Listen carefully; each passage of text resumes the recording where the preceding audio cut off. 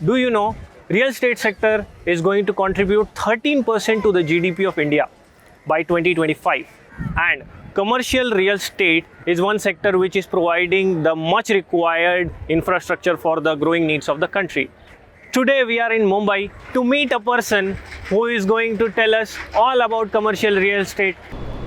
This is One World Center, Grade A commercial asset class, and here we will be meeting Mr. Raghavendra Singh Bisain, who developed these kind of premium asset class in the industry. Let's go!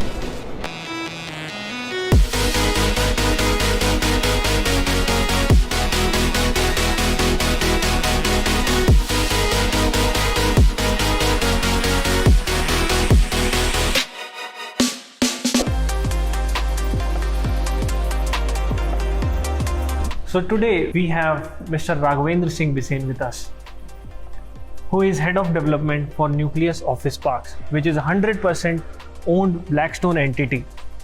He develops prime commercial asset. So I welcome you, Raghavendra, to Brick Talks with Siddharth Nahata. Thank you, Siddharth. Thank you for having me here. So Raghavendra, you have been in the industry from last 20 years. How your journey has been throughout these years? Mumbai was a place where I started my journey, right, after passing out from NICMAR. I basically did my graduation in architecture from IPS Academy in Indore. And after that, I worked with a company called Japan International Cooperation Agency. That's when I realized, working with architect Yujiko, that the development is not about architecture alone, right? Right. Much goes beyond it. So that's when I thought of pursuing construction management, to complete the cycle. It's been almost around 20 years now. So after passing out from NICMAR, Pune, worked for a PMC, manages their project in Mumbai and Gurgaon. Post which I went to Dubai, worked there for around 3 years, came back to Mumbai, worked with Reliance, and post which I joined Nucleus Office Park, So it's been interesting journey so far, 10 cities, 5-6 key marquee organizations, in last 20 years. Come to that. Come. So I understand that Nucleus is basically an asset management company. But for a layman, how would you define that? All right. So Nucleus Office Park primarily is an asset management company for 100% owned commercial assets of Blackstone in India. Right. What we primarily do is, once the assets are acquired, right, the part of portfolio deal, or a standalone part, we acquire those assets, try and increase the lease, stabilize the lease, right? Both in terms of percentage leasing, rental yields. Also upgrade the property, transform these assets, stabilize, and then either take it in on a REIT platform or look for a great valuation opportunity in India. Oh, okay. So you acquire a property, transform it, operate it, run it, create the best world-in-class asset, and then go to REITs or maybe take an exit. That's right. So what is a REIT? Alright, REIT in nutshell, if I have to tell you that, when it stands for Real Estate Investment Trust, is a company primarily which manages these commercial assets which gets listed under a REIT. And if you see in entirety, each of these assets, which comes under listing, are around 2,500, 3,000 crore plus. So when asset is under developers' operations, it still loses out on value in terms of lease focus, upgrade focus, keeping the asset abreast with the global grade A assets. And when it goes under a REIT, a lot of this focus comes back and you run it as a corporation. Right. So any marquee projects that always comes to your memory when you think about the projects that you have done? One of the projects is International Cricket Council headquartered in Dubai, which is close to my heart, primarily because we all cricket lovers, and that's one project which gave me an insight, a little more on the functioning of Cricket Council, and I mean, it is ICC. Yeah, and an opportunity to meet some of the big cricketing administrators. One of the evening, I was sitting late in the office, and so the receptionist got a call from a client, and she asked that, do I want to take that call, and it's about a new project. I asked what is the client's name. So she said, I'm not sure, but they're saying ICC. I said, from where? She asked and she said, it's from Lords. I said, Lords ICC, what are you talking about? Correct me. Will you all be keen for that project? Without getting into what is the project size, nature, I straight away said yes. Yes. When my director came back and he asked what's the value, potential value of the project, I said, how does that matter? It's a reciprocated council headquarters. What is the story of you going to Dubai? Alright, so I mentioned, excitement of going to Dubai was 4 of my batchmates got placed through campus in Dubai, and I used to send fancy pictures. In August of 2003, I decided that the next year, before 31st December, I have to be in Dubai, come watch me. So I gave myself 4 months time. And for a project, I moved to Gurgaon for some time. I was working in Sahara Mall. The project was completed and we were just commissioning the project, and I was looking to change. So started applied probably over 100 places, only in Dubai or Abu Dhabi. One of the places where I was very confident that I'll be called for the interview, I didn't get a call, and that was the role of a project manager. And then I asked the placement consultant, why is that I'm not shortlisted for an interview?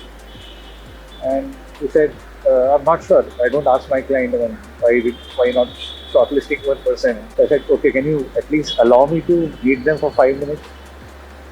He said, that's something which I can try to do, but I'll do only once the interview processes are done. They said, that's very strange. Why do you want to meet us? You're not shortlisted. I said, just allow me to present myself. I presented my experience, my journey from architecture to construction management, my experience in Phoenix Mill development, the mall development. I presented, this is my experience, and I can really add a lot of value to the project. After a week's time, I got an offer for around 3,500 dirham, whereas in the discussion he was talking about 2,800 something. And I was so happy. I called him, and I said, why did you shortlisted me? I said, what I liked about you is, though you were not shortlisted, you still make an effort to come and meet, right? And not even, try to push hard, but at least seek for that opportunity. And that's our culture, we look for go-getters who can go beyond their main job responsibility and do that little extra. And we are hopeful that you can be one of us. So that's how I got that job. And very young in my career, with 2-3 years of experience, I got to work as a project manager on some of the master projects.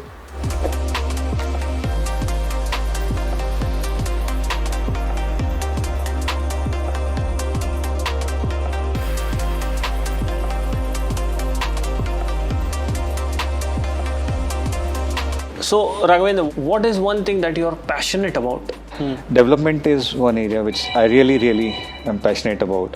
If I read about any project, I'd like to understand the commerce of it, how does the commerce working, the design part of it, which are the tall buildings happening, how efficient they are, what is the floor plan, So that's one area which I'm seriously very keen to know, and inquisitive about.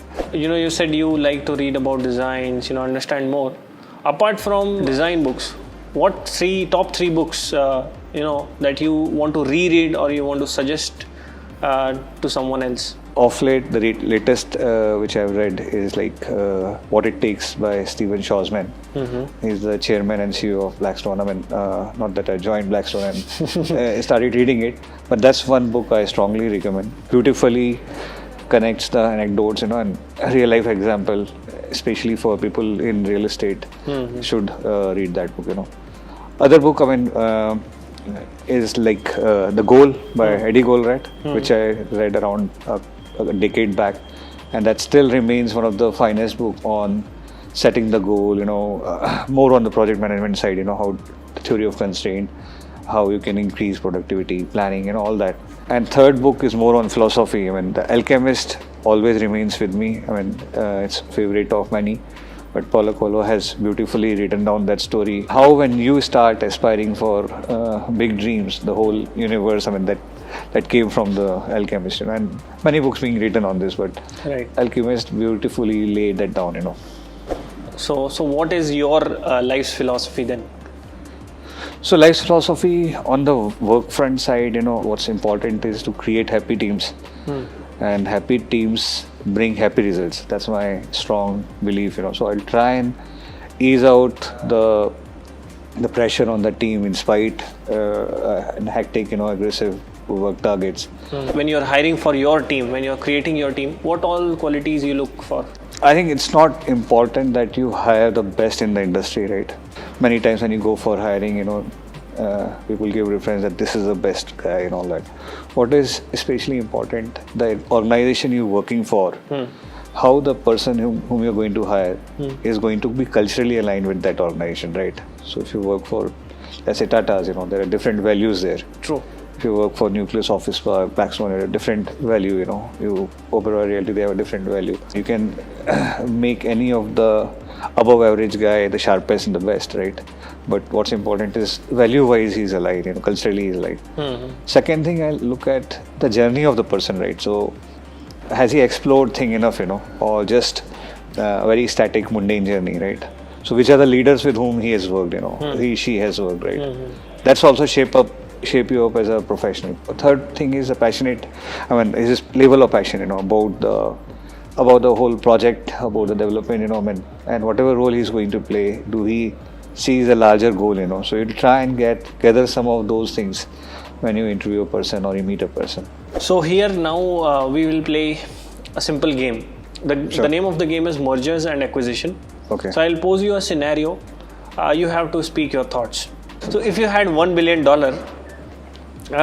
which kind of integration would you go for? Would you go for a horizontal integration or would you go for a vertical integration? So I'll certainly vertical integration. You don't need to vertically integrate companies. Many of the things you can outsource, or offload the expertise. You don't really need to make an organization which is forward and backward linked. Integrated. You can leverage some of the existing capabilities in market. And leverage that. So I'll certainly go for a horizontal investment. Or acquiring multiple projects, de-risking one portfolio rather than just building one portfolio forward integration. Okay. We have one more game. The name of the game is Rapid Fire. Sure.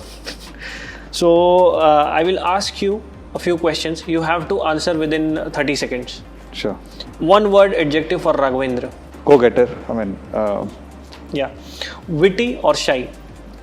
Witty. Risk taker or risk averter? Absolutely risk taker. One movie that sums up your life. Right. So that's a difficult one. But I would believe that some Slumdog Millionaire has some important lesson.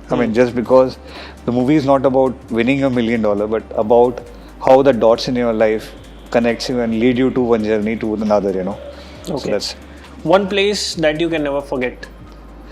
all right. So there's a place in Aberdeen, Craigenglaroch, where we got stuck when I went for my trip, post wedding, and on a one frosty night. Whenever the snow happens in UK, it's really deadly, And so one of the night we got stuck en route somewhere in the jungle. That was one thrilling place.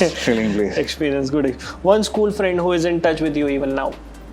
One, I would say, college friend, who was always been in touch. At least we might meet once or twice a year with the family. We try and go. What's his name? Atul. He's based out of Indore. Okay. Okay. Great. Is there any regulatory changes that you would want to see in our industry that would add value to your business? I think facilitation is what I would look forward to. As a developer or as an enterprise, any of you go, even let's say as a food operator, when you go and apply for license, there are hundreds of licenses you have to apply, right? Different department, none of these departments talk to each other. So more cohesive working within the department, preferably a single window clearance, for as a developer. So Raghavendra, what kind of food do you like? I get connected to food very much, and many times when I try something new or some local cuisine, it feels like this is a soul food, and I've felt it so many times that I started believing that there are multiple soul foods, So especially I like Asian cuisine. Thai curries, Burmese khao. Mediterranean, especially Lebanese food is amazing. And of course, India has a great variety. You know, India I has mean, Indian cuisine, the local cuisine. I mean, if you are in Bangalore, if you're eating in Adyar Bhavan, I mean, nothing like it. You know, if in Mumbai, I mean, eating misal pav, you know, at Anand Bhavan, you know, or palak paneer is one of my favorite. You know, and something which I cook well, you know, is like sev tomato. So, I mean, that's- so you cook as well. yeah, so Dubai days we used to cook a lot, and in fact, some of my friends still call from Dubai when they cook sev tomato. They call and tell me, you know, that today I've cooked sev tomato. It's like that. How has Bhopal influenced you as a person? Bhopal is a beautiful place, you know. It's a lake city, it's a hill city. Being a capital city, it was well planned, right? Right. Many Charles Korea building, you know. So growing up in a city like Bhopal has a very high influence on you, you know, when it comes to sustainability or nature, living close to nature. And does that sustainability part reflects in your work today? Absolutely. So, sustainability, not, I mean, for Nucleus Office Park, also sustainability or the ESG, which you say, you know, environment, social governance, you know, on Blackstone level, and a great thrust on that, you know. So, we don't look for building which are just LEED Platinum, you know, or building which has XYZ rating, you know, but we look for a building which really take care of well-being of the occupier, you know. So, and it's our responsibility as a developer, right? So we look for visual light transparency, you know, like from the glass facade which we use, how deep the floor plate is. So 12 to 15 meters is what typically you get the natural light. So don't build any deeper floor plates than that, you know. Go for low HCC, low solar heat coefficient glass, you know, to have energy efficient building. That brings down the overall load on the AHUs and chillers, you know, and bring down the overall CAM cost, the common area maintenance charge, you know, on the occupier ultimately. So it's a win-win situation for all. Besides the fact that now we're also going for well certification for all the building, which take care of all your indoor air quality, indoor water quality, the overall oxygen level in the building, you know. So where do you see the future of leasing in India? What are the prospects? all right, so leasing, I mean, in terms of year-on-year growth, leasing was really doing well, you know, till 2019. 2020 has been a setback year for the world, you know. But last quarter, the leasing numbers have started improving again now. The way the commercial asset is moving now, I mean, it's moving towards the hotelization, you know, of the commercial assets primarily. And what it entails is, I mean, if you remember earlier, the residential developments used to be pretty operational in nature, right? Right. You have lobby, you have building, you know, that's it. Slowly they start getting amenitized, right? Gym, clubhouse, fancy tennis area, basketball, right? So today, even the commercial asset is looking for amenitization, you know. They're looking for value-added areas, you know. I mean, So there are now a lot office is not only office; it's a complete package of recreation plus work plus Absolutely. your culture. Absolutely, and this has just been, COVID has just played a catalyst role in this, you know. So the demand of the occupier has changed now, or the need of occupier rather has changed now, right? They looking at assets more holistically. They're looking at amenities, what amenities the building offers, you know. And I must say that each of our asset outshines any other asset that way in market. You know, we have the best of the amenities in our. And you are the leader in India, right? Absolutely. So we're in one of the leasing. largest commercial asset owners in the country with this recent deal which has happened. We also would like to be the best, you know, the first choice of occupier pan India. I mean, yeah. You must have also good memories from Nikmar days. Yeah, absolutely. See, first of all, Nikmanians are different, right? And why they're different is because the way the whole collaborative environment used to be there in Nikmar, you know. So, Dil Chahta got released that time, you know, and Shankar Mahadevan, Esson, and Loy, they were the hottest music directors those time, you know. So, they were coming for Symbiosis annual event, and we were not able to get the passes, right? So, one of our friend Krishna again play very witty here, he said, I'll make sure that each of us goes there. Okay. Because his friend turned the thing down, that you guys will not be able to get it because, again, very tight Close-knit, situation on yeah. passes, So the event was to start at 6. We all reached at 4:30. We started behaving like organizers, so he got into organizer shoes, started arranging for the parking, this, that, So the whole team thought there that these are from the organizing team. So he got 7 of us in. Only last 2 of us left. By the time the lady who was the organizing head, she asked which faculty you are from.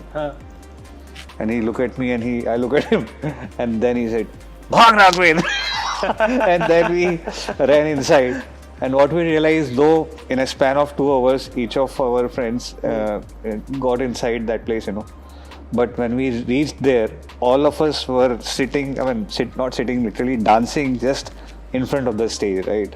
So we have such batch of gang of friends who used to, were so go-getters, that entering from the back, you filter in, Going clear all one step, filters, and all us. and that is, even today it is visible. You started from architecture and today you are here leading the industry from the front. Right. So many of my batchmates, they're like really the leaders, thought leaders also, and hardworking as well, So Absolutely. that helps. Thank you so much, Raghavendra, for giving a lot of insights about your personal and professional journey. Thank you, Siddharth. Thank you for hosting me. Very interesting concept. We get to hear from different leaders of the industry, the real journeys, the people who have shaped the industry. If you all like the story and to keep Siddharth and his team motivated, please do like, share, or subscribe the channel. Thank you.